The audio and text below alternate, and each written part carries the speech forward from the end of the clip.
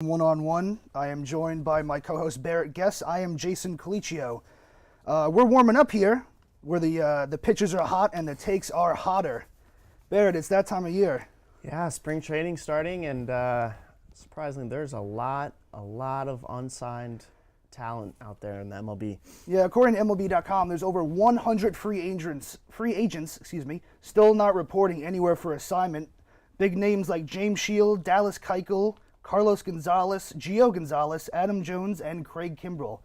Now, you're a Nationals guy. You like Gio Gonzalez, right? Yeah, I mean, he's pretty reliable. He kind of struggled toward the end of his time with the Nationals. Was with the Milwaukee, but he's a reliable lefty. I think he'd be good for anyone, kind of like for strengthen a rotation. Just someone to, add depth. I think I was actually looking around the league, and I think a good place for him would probably be. I mean, it would be against the Nationals, but the New York Mets. Oh. I think that'd be a good landing spot. They've had some issues pitching last year because I believe they started like 8 or 9 different pitchers. They had trouble sticking with a solid rotation, so I think he would be valuable. Sure, he'd like to go anywhere. Yeah. But players, especially Justin Verlander, is very outspoken. He went on Twitter, talked about how the system is broken. You see on the screen right there, 100 so free agents left unsigned. The system is broken. They blame rebuilding, but that's BS. And then they talk about Bryce or Manny, 10 years, 20, all that stuff. If I'm to be honest with you, I really don't think that. I think this 100 number is a little inflated, because you look at the list of players that are still available, and you see that I would say about 15 to 20 of these guys are like good. Yeah, I the mean, other 80. There's a lot of. I think what people are freaking out about is the fact that so much of the talent, like there's so much high-end talent. I mean, there's if you really look at the full list, it's very top-heavy. But I mean, you have two guys that can be the cornerstone of a franchise, and Manny and Bryce. So it's kind of ridiculous. I think that. I mean, not only have they not signed. I mean, with Bryce, he's coming close, but apparently with Philly. But with Manny, I mean, there's not really a lot out there about how close he is. It doesn't really seem like he's really leaning anywhere, which is kind of surprising. So, I don't know. I mean, it's an interesting situation. Definitely going to be the main talking point throughout the start of spring training. So, I mean, we'll have to see what happens. Real quick, because I like talking about the AL East. Shout out to the New York Yankees. Craig Kimbrell, he wants a north of $100 million deal for 6 years. That would make him the highest paid closer in MLB history. Right now is Aroldis Chapman with his $87 million deal with the Yankees. Do you see this? Do you see him getting a deal like this? I don't see it. I don't know. 6 years is a long time. He's already 30 years old. Yeah, and especially for someone for a for a relief pitcher like that, 6 years kind of seem long because that is a long time. I do think he deserves to be the highest paid. I mean, I wouldn't necessarily. Obviously, he's not the best, closing pitcher we've ever seen. But based on how obviously contracts they're constantly increasing in the amount that people are getting paid, and I think he's one of the best, if not the best, right now. All right. At least I would say at least top 5. So I do think he deserves a lot of money. 6 years, probably not. That's that's a lot. I'd 36 years old at the end of his contract. Yeah, I would say more like 3 or 4 would be more realistic. Yeah. But I do think he deserves a lot of money. Kimbrell is 12-7 in his time in Boston with a 2.44 ERA. It's not terrible. No, it's not. All right, well, moving to more Bryce Harper and Manny Machado, talks have intensified as of late, with reports coming in for Machado's 8-year, $240 million contract with the Padres. That's what they offered him. And the Phillies are apparently offering Bryce Harper a 30 million plus year contract, like for every year. Uh, what is what I'm trying to say is, do they take these contracts? I think if you're Bryce, I think he does. Obviously, he's getting paid a lot, and I think the Phillies would be a good fit for him. He'd be. I mean, the Phillies are already pretty. I mean, they won 80 and 82 last season, which isn't bad, but you add him, and they're automatically so much better. And having someone like that you can build around. Plus, they just re-signed Nola, who had an outstanding season last year. So, I mean, they're a pretty good baseball team. I think with him, they're a lot better. So, I understand that. Machado, I just don't see the Padres being a great landing spot for him. I think a better fit would be maybe Chicago White Sox.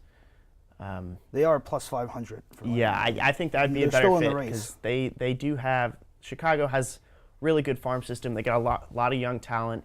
He would be, the cornerstone. They would build around him. So I think that's definitely a better fit. I don't think San Diego's really the spot. San Diego is interesting. Now I want to talk about them. They are both, well, for Harper, he is plus 250 with the Padres, and Machado is plus 400. What are they doing to attract both of these all-stars? Because they don't have the money for both of them.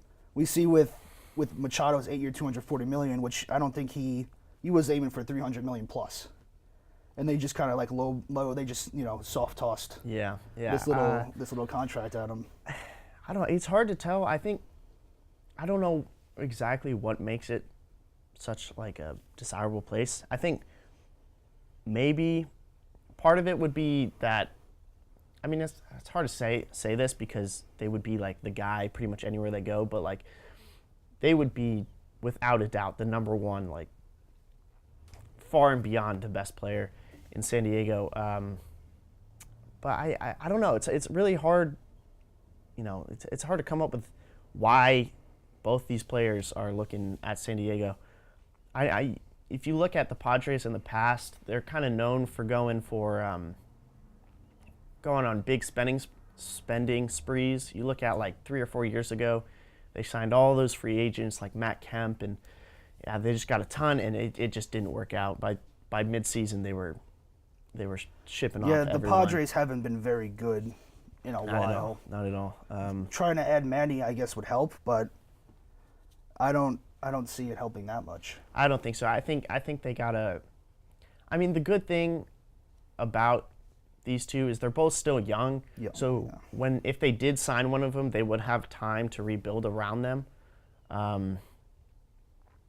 But then again, there's going to be 2 or 3 years where they're just not very good with those players.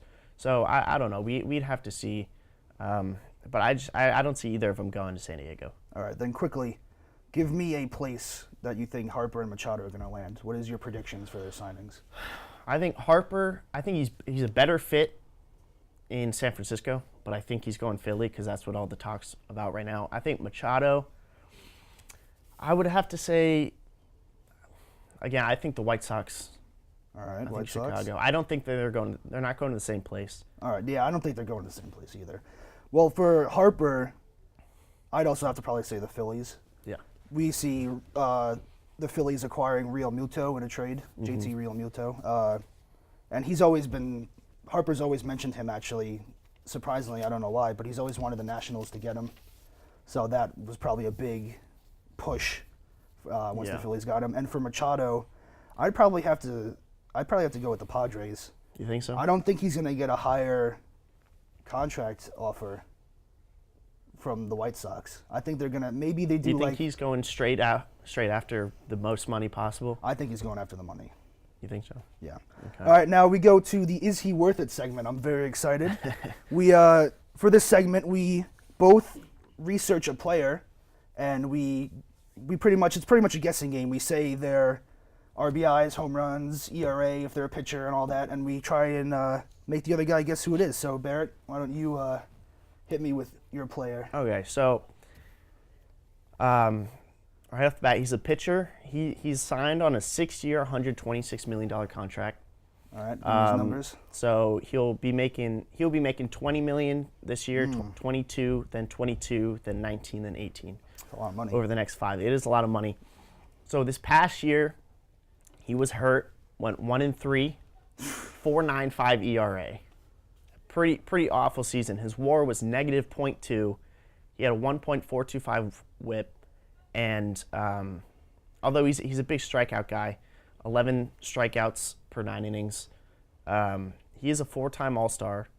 2017, 10-12, 3.86 ERA. 2016, he was an All-Star. So he just signed, I believe, he signed in 2018. Had a tough season this year, but he's got a lot of money in his future with this team, and all of it's guaranteed. So I guess one guess around, is that Jeff Samardzija by any chance? no, it is not. It's not. It's you want me? Yeah, go ahead. It's yeah. Yu Darvish, Oh, Chicago man. Cubs. Oh yeah, okay, that makes sense. That's a really bad contract. It is not worth the It contract is not at worth all. it. So he is not worth it. That's the first one. I don't understand what they thought. So for me, he is a little bit of an Iron Man. He's played 157 games last season. He played all 162 the season before. Wow. 18 home runs, 69 ribbies, 142 strikeouts though, and then a 7-year, $123 million contract. 7-year, 100. He batted 253 last year. Is he worth it? So That's a lot of money. that is a lot of money. That's $21 million for the next 4 years. And then it slowly goes downwards to 14 and 13 When did he million. sign? He signed last year.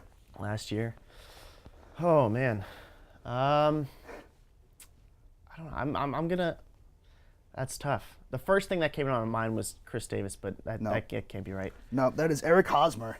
Ah, that makes sense. San Diego Padres, keeping it with the Padres. Yeah, that is another bad another bad contract. he's not worth that. That was a mistake. That was a mistake. All right, so it looks like the skipper's walking out to the mound. We're getting a pitcher change. Thanks for joining us here on the bullpen, Jason Clicchio and Barrett Guess. Hope to see you next time here on 1-on-1.